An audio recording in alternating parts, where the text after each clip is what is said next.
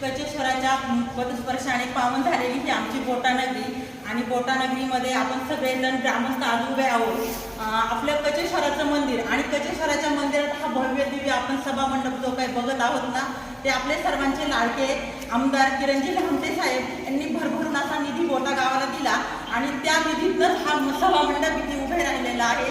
आणि त्यानंतर आपलं जे काही प्राथमिक शाळा आहे मराठी शाळा, त्यासाठी देखील 2 खोल्यांसाठी त्यांनी भरभरून असा 25 लाखाचा निधी दिलेला आहे आणि ते देखील रूम व्यवस्थितपणे आमचे बोटा गावामध्ये तयार झालेले आहेत। त्यानंतरचा आमचा तिसरा निधी जे काय आमचे प्राथमिक दवाखाना आहे, सरकारी दवाखाना, त्यासाठी देखील खूप असा भरभरून निधी त्यांनी दिलेला आहे आणि तिथे देखील जोमाने काम आमचे सुरू आहे।